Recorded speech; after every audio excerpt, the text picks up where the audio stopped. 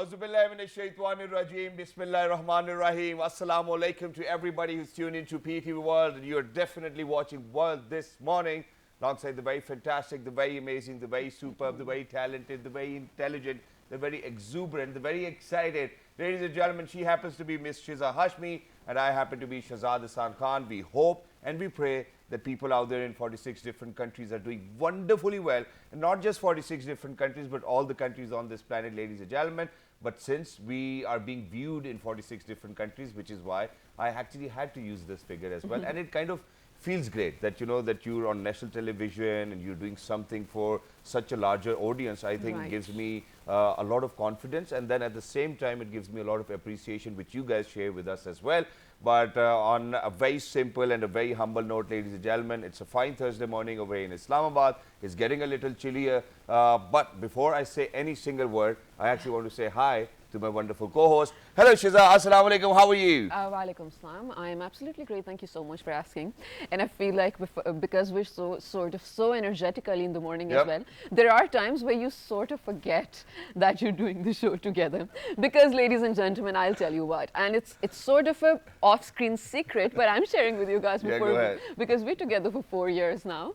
All right, so of course there are days when either of us is taking a day off, right? And that day for me is when I know, okay, I have to talk a lot, because when you have a co-anchor, you have shared duties, right? And shared responsibilities. And to be honest, it gets a lot much more easier for me when I have you in the presence of course, this as well. So I feel like those are the shows that we prepare extra much for, because we cannot go wrong and we're just one person anchoring the entire ship. Exactly. So just this morning, I think I got a similar feeling from you. Did you forget I'm here? No, I didn't forget at all. But you know, then at the same time, thank you very much for sharing this feeling or this very emotion that, you know, when one of us is actually not here, we definitely have to put in a lot of work.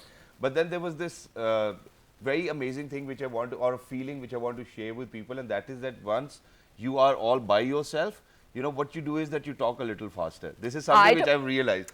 Because you know, the person, because the person thinks like that, you know what, I do not really want it to be a drag, or, you know, I want people to feel the lag in between as well. So what we do is that we kind of keep up with the pace so that nobody kind of realizes that, hey, you know what, one person's missing. So I think it's great. I think that happens with me too. And yes, maybe it's a natural thing. So I think it happens to everybody. Yeah, it does, to be honest.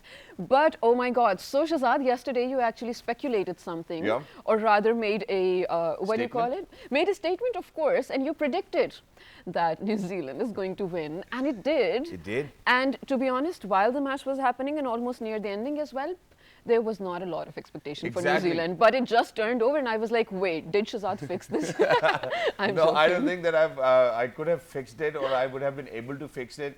I mean, if I would have the capacity to fix it, I think I would have done it for Pakistanis as well. Of course. But not just that, ladies and gentlemen. I think obviously, you know, when we talk about cricket, cricket lives within our own hearts as well. You know, this is how Pakistan is, and everybody kind of comes together as well. But yesterday, the only thing which I was thinking was that, God forbid, if it's going to be Pakistan versus England, I think that we might have a little bit of difficulty against the England bowling as well. Because they're really very fast as well. But not just that, ladies and gentlemen, yesterday it was the first ever semi-final of the T20 World Cup, which is going on in Abu Dhabi and Dubai as well. Yesterday, within the semi-final, it was New Zealand and England locking their horns together, where New Zealand actually won the toss and opted to bowl first. While they were bowling first, ladies and gentlemen, they were able to restrain England at 166 for the loss of 4 wickets. And 166 is a large total on these pitches as well. Yes, for T20 not, but on these pitches particularly, because it was only Afghanistan and there was one more team who could actually surpass the milestone of 200. But for New Zealand, things were really very shaky initially, and you know, they lost kind of 2 or 3 wickets right within the first 10 overs, which was very difficult. They couldn't even cross the mark of 100. But eventually, I think that Nisham and Daryl Mitchell did a great job, because Daryl Mitchell was already playing well, but he wasn't really playing very fast. But Daryl Mitchell actually scored 72 or 47. I think that towards the end, it was Daryl Mitchell, but in between, it was Nisham who actually scored 27 runs off 11 deliveries. And he just kind of went on with flying sixes. Wow. And, you know, the balls were just going here and there. And not just that. The best part is that I was actually in conversation with my entire family in England, and they kind of vouched for England, and I was like, hey, you know what, you guys are going to lose. So my brother said, I want my younger brothers and sisters to dream big, and then eventually when New Zealand won, I called them back and I was like, I want my elder brother to dream big as well. And they were confused. They were like, okay, if England would have won and Pakistan would have won from the other side, it would have been difficult for us to decide.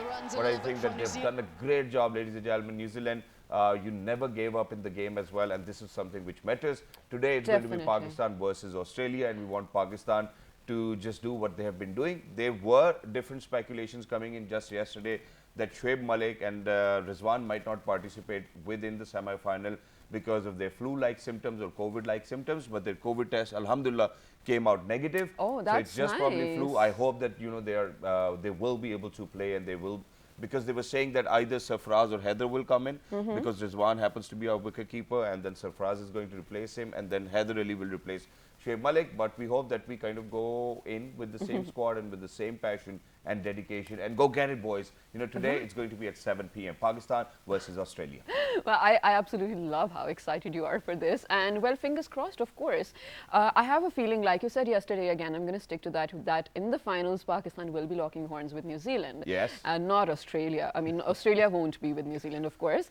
So, well, that's that. But you spoke about news. COVID. Yes, of course, it's a good news. Asad Umar Saab yesterday did mention that it's been record-breaking for Pakistan. 1.7 million doses were administered in just one day throughout the country. Wow. And he said that, roughly speaking, around 50% of the population now is inoculated at least once. Like they had one of their shots at least, which is a good thing, of course, because if they had one, they'll definitely go for the second ones as well.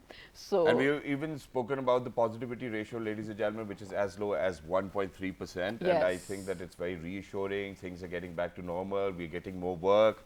I think everybody's happy with that as well.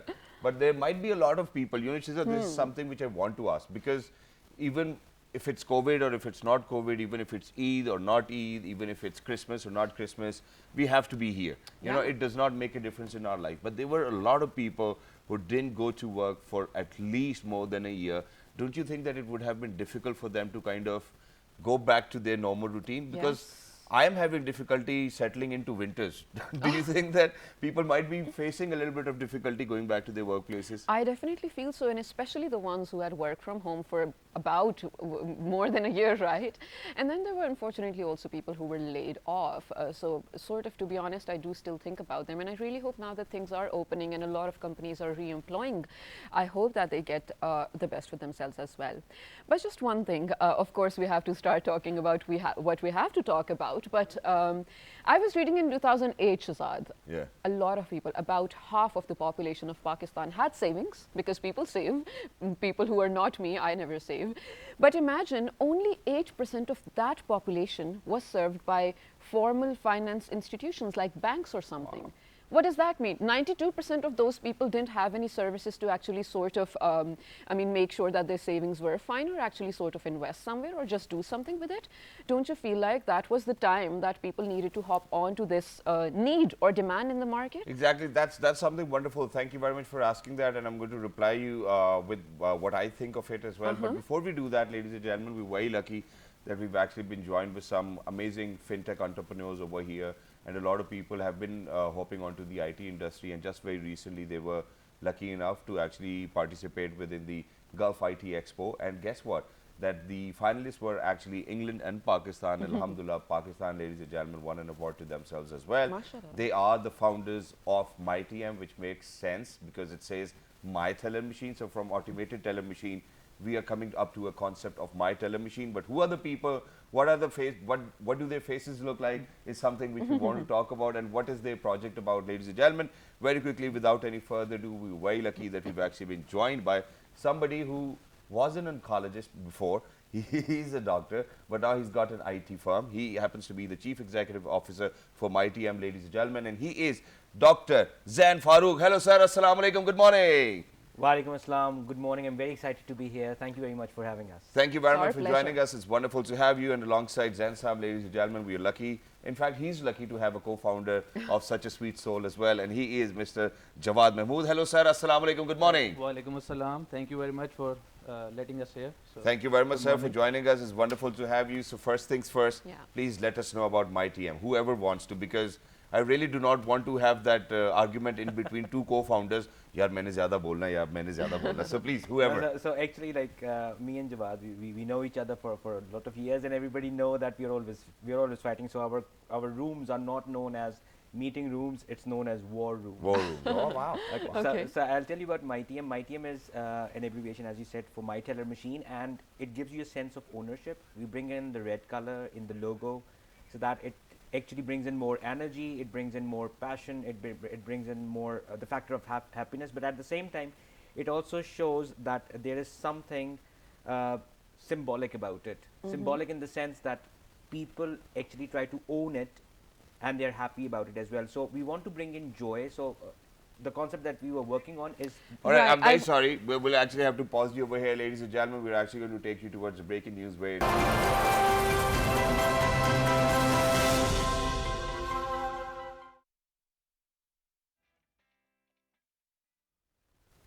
All right, ladies and gentlemen, welcome back to Well This Morning.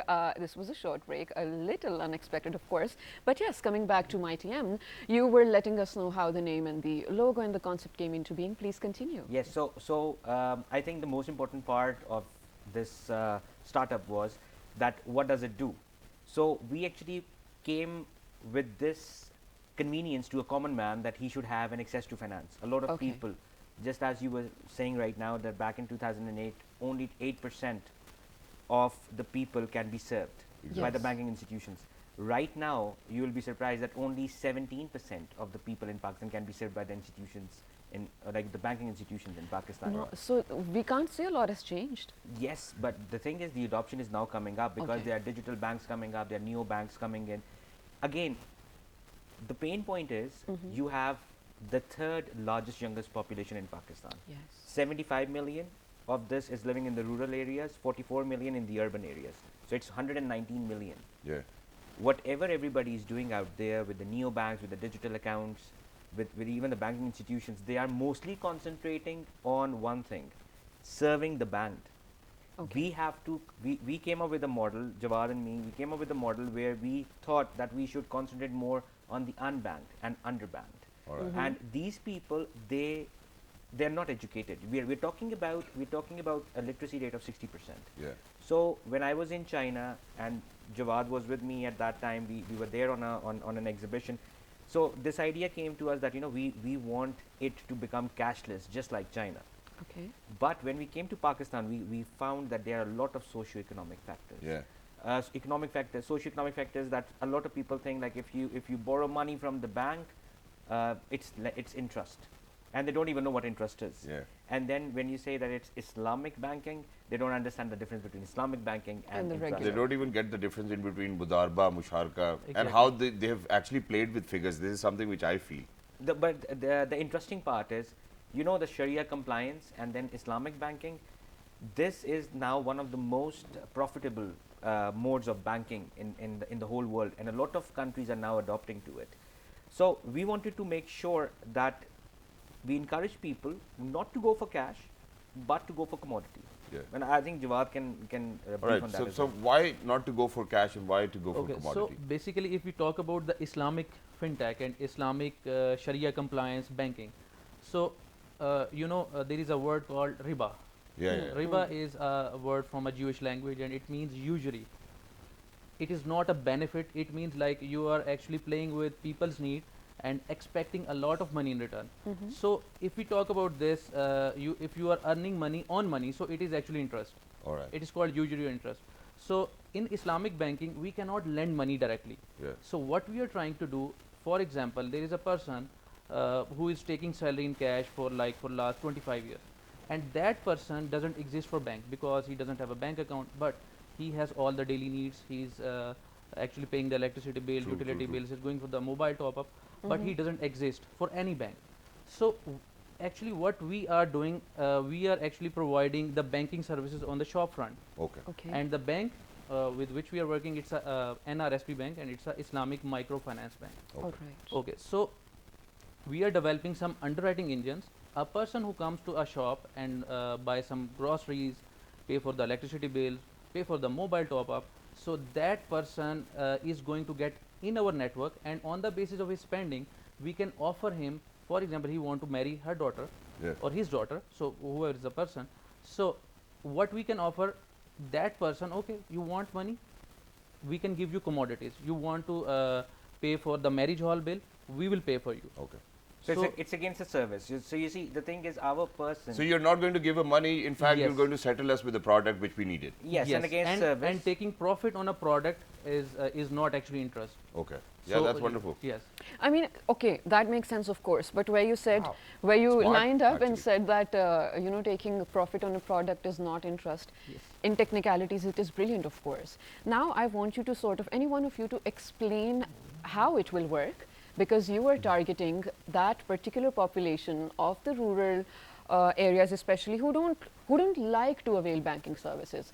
The services might be there in nearby cities. Yeah. They don't know how to be honest. They panic. I used to panic when I went to the bank Very, for the very first time. And honestly, man, and then so they need to have an app. Just let me know step by step all of these things.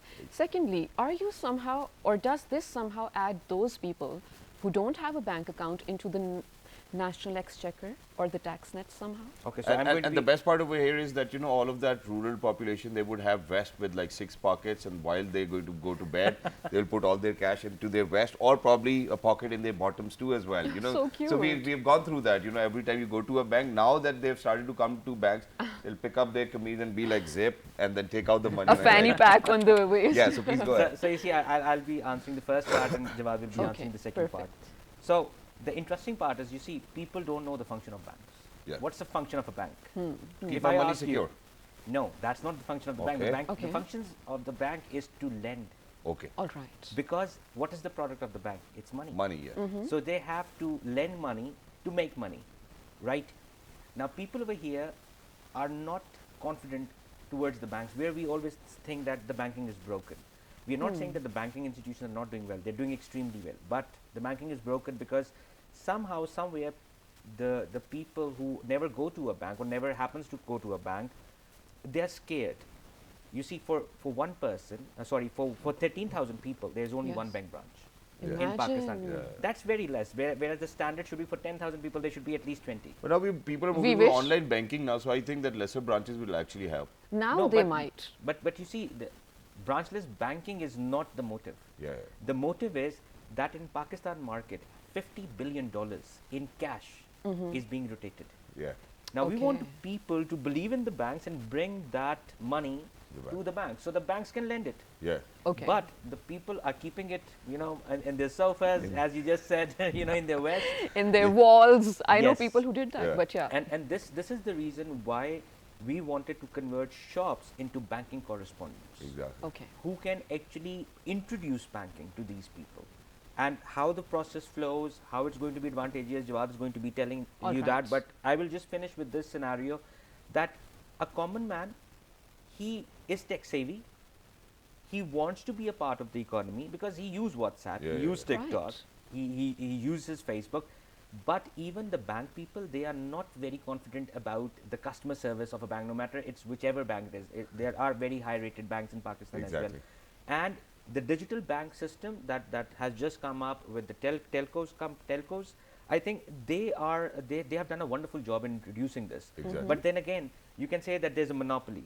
People don't have a choice. Yeah. So we wanted to create a choice in a way that people can actually start feeling the presence of something that is more socio-economically suitable for them, and that is why we plan to become the leading fintech, not just in Pakistan, but we want to spread it All over the out all over the world. And you're already that's- in many that's what countries, Jitex. right? You're No, already we are operating. not in many countries, but we have been approached by many Oh, countries. okay, Now, okay. at Jitex, when we won internationally, and the idea was acclaimed, it was visioned by a lot of people from different banking sectors Yeah. over there.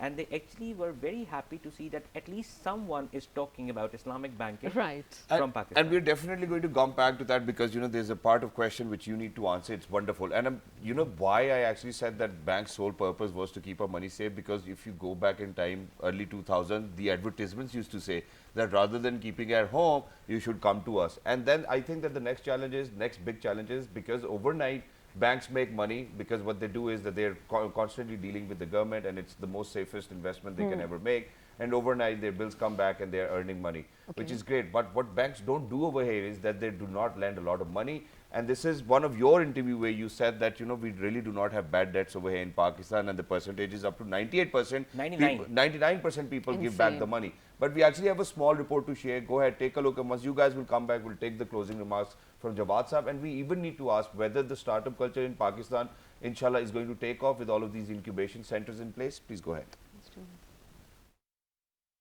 Startup culture is the process of collective thoughts, shared values, and efforts, which has lately become a center of attention for entrepreneurs in Pakistan. For that matter, the government of Pakistan has taken great initiatives: the provision of IT infrastructure, tax exemptions, and the establishment of national incubation centers. In addition, the recently launched Kamyab Jawan program, a youth entrepreneurship loan scheme, is also providing the youth with opportunities to utilize their entrepreneurial potential to the fullest through subsidized business loans. There's no doubt that Pakistan's youth is a potential gold mine. Nevertheless, Pakistani startup culture is still thriving. In 2020, Pakistani startups raised around $65 million, which is significantly higher than the previous years, and around $300 million so far in 2021. Meanwhile, the ease of doing business has also been improved in Pakistan. For that matter, Prime Minister of Pakistan Imran Khan has announced that PTI's government is extending all possible support to foreign investors through the policy of ease of doing business. Apart from universities, governmental initiatives like the National Incubation Center is quite active and already supporting excellent ideas from students. Pakistan's government is working for the sustainability of entrepreneurial ecosystem as well as technical development of youth. All right, so technical development of youth, which I believe is very important. Kamyab Jawan program, ladies and gentlemen, it's in place and it's working and it's doing wonders as well. Yes. But very quickly, let me tell you that the people from ITM actually went to probably more than 60 different organizations to kind of get their program into incubation, but they were being refused. And now, alhamdulillah, once now they're successful, everybody's after them. Hey, you know what? You can utilize our money as well. So please, Jawad Sahab, say something. Yes. So actually, I would add on the first step. The first thing that Zain said, the purpose of the bank is to lend money. Yeah. So if you heard of a term, blood bank doesn't store your blood. It actually gives to the needy person, whoever needs it. Yeah. So now, how our system works? Our system, we have actually two ways. So you can use our system in two ways. One is the shop front. Like we have a concept, Kone wali dukaan, or the corner shop. Yeah. So we are trying to reach everywhere where you have a nearby shop. Yeah. So actually, if you see the culture of Pakistan in the rural areas or the tier 5 or tier 4 cities, so a shopkeeper who is actually there, so he's there for decades. Yeah. Yeah. Before It's his a family father was business. there. And he knows everyone. Yes, Right. he knows everyone. Boote ki dukaan pe chale ja. Exactly, Yeah, something like exactly. Boote ki dukaan, boote ka khokha. Yeah, yeah, yeah. Exactly. So the people actually come to him and they have some kind of like they have a khata system with them. Okay, go and take something and then put it into the books. So how we are doing it? So that person actually knows everyone, and he actually thinks that this person is credible enough to pay back. So we are going to take guarantees of that person. Okay, if someone comes and wants to have a loan for growing his business or for some of their personal need, so that person can come to a shop and apply for a loan there. Exactly. It's it is very easy. In like it's a 2-minute step. Wow, And you don't need an Android phone for that. Like you don't have to be rich to apply for a loan. You How can do just we do go there. that? You can just walk into that shopkeeper, and you tell them how much do you need. You just need to have a registered phone number and an ID card. I think that the best catch over here is that the shopkeeper won't be waiting for his money for an entire month, and that people will be Exactly. getting paid. Yeah. Exactly. Right. I think So that's it's- wonderful, and it's a thank you very win-win. much. Thank you very much for joining us today, and congratulations on winning, on making sure that you're going to bring back such a positive notion for Pakistan, where the other countries are reaching out to you. We want you to prosper, excel, and make sure that you get your money back. Yeah. But with that, ladies and gentlemen, We are, of course, headed out to a very short break. When we come back, we're going to talk about something interesting, yes. But when we say, Shahzad, that the women of Pakistan, the ladies, females, or the girls of Pakistan are definitely not behind anyone else, not in the region, not in the globe, of course. That is what we will be discussing. To find out more, you have to stay tuned. Good morning. good morning.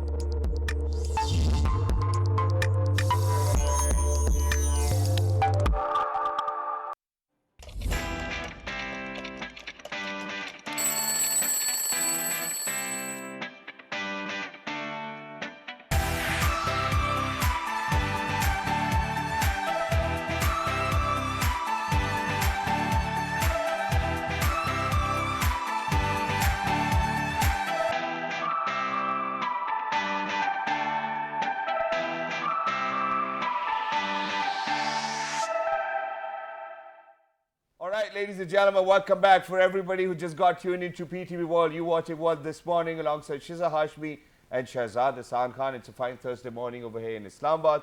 Earlier, we were in conversation with people who are so crazy about fintech that they actually won an award at Gulf IT Expo, and we were talking about that and how it will make their life easier is something which we discussed. The name of the entire project is MyTM, which is My Teller Machine, and they're going to give you soft loans, and that too, it's going to be the Nukkar ki dukaan ke shopkeeper who will be giving you what you actually require, and MyTM will be paying on your behalf. So nice, so interesting. All right, but in this segment, of course, we mentioned that we are going to talk about how Pakistani girls are not behind anyone else. Do you have something to say about it? Yes, exactly, because ladies and Because gentlemen, you are a proud father of, first of all, girls. And if I were to say, of course, ever since I've been working with you, you've been encouraging and supportive. And I mean, I know to your daughters, of course, but to me as well. Although we sort of serve the same role, and there could be envy, there could be, you know, pulling each other down, but there's none, which makes me appreciate you. Thank you very much, and it makes me appreciate you as well, because we have always been on the same page, and this is the way forward, where we really need to work in an inclusive environment, and that too with equality.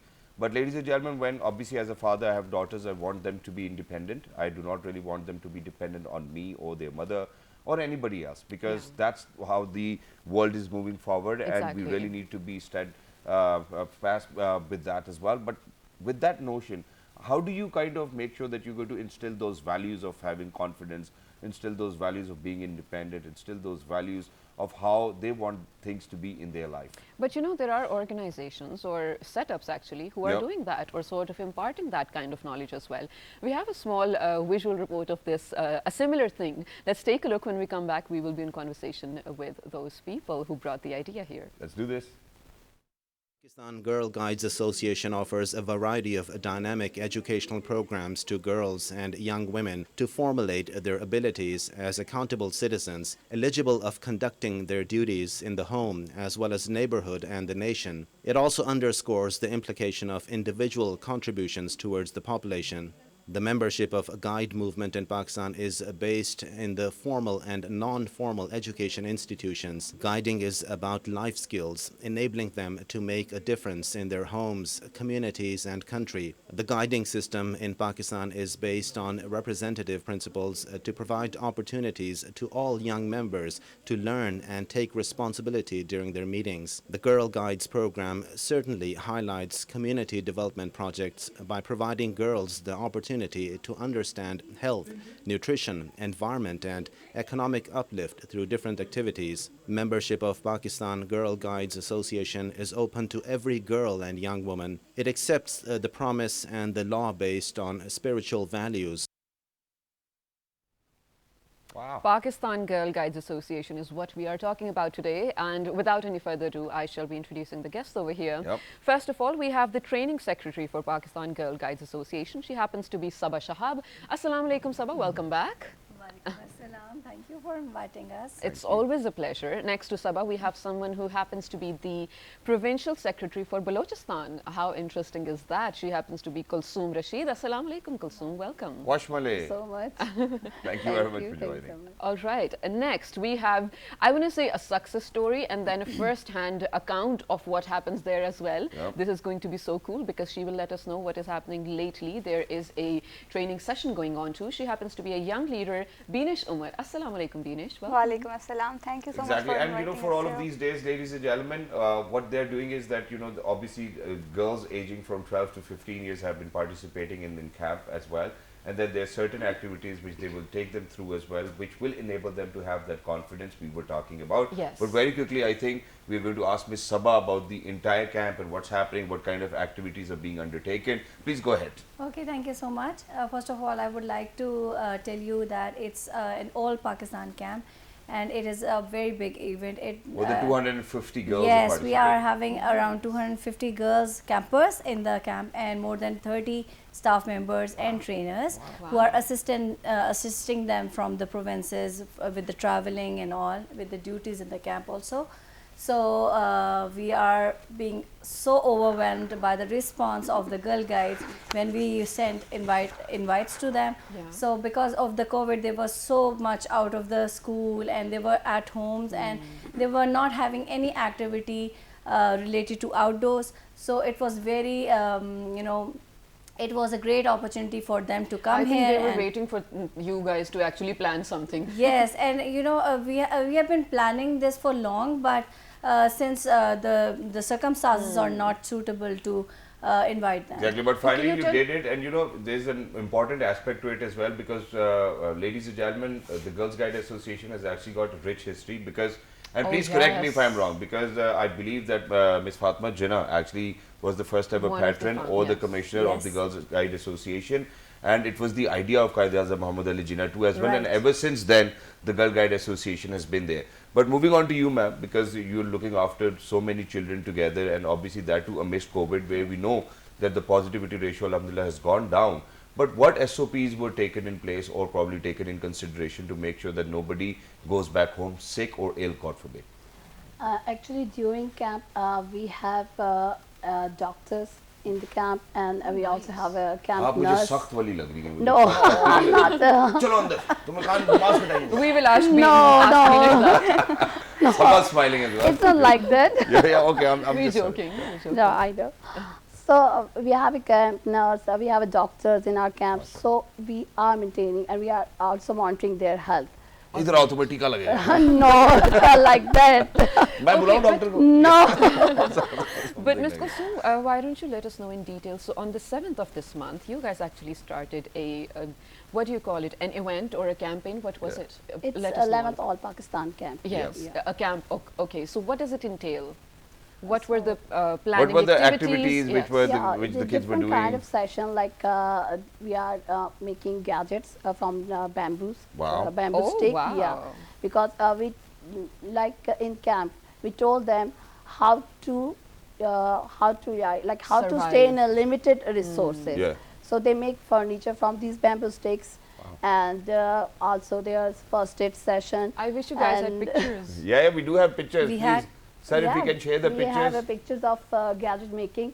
But I don't know whether we should call something which we make out of a bamboo a gadget or not. I mean, shapes and forms. But yes, we obviously. they made a shoe rack, they made tables, they made a big gadget. So basically, you're preparing girls who are going to be so self-sufficient that they Yes. don't even need to go to a shop anymore. I mean, now wow. nobody's going to say that, please don't go to a jungle. You go to a jungle They'll and be you like, can I'll go to the jungle Yeah. and I'll fix the jungle. survive over there. But, while I was actually reading the entire chart of what activities were undergoing, so I kind of got to know about how you were even educating those girls as well. And then, there was a basic information given to them about first aid, and then there was Islamic Banking Day which was being observed as well, other than these gadgets. And even today, because today it happens to be the closing ceremony. So take us through with all the activities. Whoever, do you want to take us through the activities? Yes, sure. Please go ahead. So when we start our camp on 7th of November, first is our arrival. When we arrive, there is the registration session. After registration, we have allotted our sub camps. Like there are so many girls, 250 girls, so we are dividing into 3 sub camps. Yeah, I'm sorry that I will have to stop you over here, but due to microphone's technical difficulty, the microphone's doing a little bit of musti, so the people cannot hear you properly. So I'm going to come down to you, Sabha. So from registration, take us ahead. Okay, from registration, we took the girls, we have divided the girls into 3 sub-camps, and every sub-camp has a sub-camp commander also. She is one of the sub-camp commander. Beanish is? No. Okay, you are. Yes. Okay. I told you. The commander. Okay. So, we have, we are basically focusing the girls on to experience life in a tent. Wow. So, and also we are having early morning exercises, yoga, Zumba, and then they learned how to survive with limited resources, Wow. Brilliant. And we have sessions on internet safety as well. Because it is our digitalized world, Exactly. so the need of the hour, and also we have given them knowledge on emotional well-being, which is very important these days. And were there any self-defense techniques which they were taught as well, that hey, kid, there can be a problem? Yes, we are having self-defense sessions also. So our girls are now very much prepared. If anyone, God forbid, attack them from the back, they can defend themselves. Oh, wow. Yes. That is super, and I feel like, Sabha, this is the need of, like you said, it's the need of the hour, but it's the need of every single person in this world, Shahzad, regardless of the fact where they live. It's not just a Pakistani issue anymore. It was never a Pakistani issue. That's true. But, Ma'am Kulsoom, so there's a thing called a rainbow for girls. Is it a specific, different campaign? And when you say a rainbow, does that mean that it actually includes a lot of things? What's the concept behind it? Actually, the concept of rainbow, that girls from different provinces, different districts, and they have a chance to intermingle with each other. And also, each girl have a same rights. The rainbow is actually mentioned a girl rights. I love it. And in addition to that, because this is an all Pakistan Girls Guide camp, 11th in fact, of such a sort as well, and obviously the kids would come from each and every corner of Pakistan. So gathering kids from each and every corner of Pakistan, parents would have a lot of reservations, because we're looking at the age in between 12 and 15 years where they're very young. They cannot decide for themselves as well. So what do you think is the most asked question by a parent? Because for all of those people who are watching us today out there, they might be thinking that, okay, when the next camp happens, I will send my daughter. So tell us that what do the parents ask most oftenly? And then what do you think, how all of those people who are out there can participate, or probably make sure that their daughters are going to come and participate? Actually, parents' reservation is about the security concern. Yeah. Right. They are very much concerned But with about you their on, security. as a commander, I don't think anybody would have any security concern. I'm not so much strict. No, as a commander, you obviously have to look after. As a commander, I'm managing. Yeah, she's in my That's what I'm saying. But she's that's under why my you're saying it. supervision. Okay. I'm managing all camp staff, and I'm also taking care of guides, which we She's have. been also managing all the travel and logistics from Balochistan to the national approximately headquarters in 21 Islamabad. guides. Oh, I that's travel very with 21 nice. guides From by Balochistan. bus, from Balochistan, wow. and from Balochistan they are from Turbat, Gawad. And kids would be so happy now, you know, that they are get to so see so happy many they things. don't want to go back. Wow, that's They want wonderful. to stay here. Yeah, It exactly. must But be when so we much talk fun. about camps, obviously it's us being nomadic, you know, and when we talk about camping, because I've been to camping once or twice, and I've never wanted to go back to camping as well. You know, because Really? you cannot, because you cannot charge your gadgets, you cannot sleep properly. You know, Yeah. there are multiple issues. So, what kind of facilities are being provided when we talk about our kids staying in a tent? But you know what? Just because Beanish is here, it's all right if her mic is not working. I'll repeat what she Yeah. says. I think she should get a chance to do that. Yeah. What facilities do you have? And don't lie. I want And you speak to a tell the little louder. Yeah. And speak a Do- little louder, okay? Do At you have Wi-Fi? 9:30? Do you have Wi-Fi over there?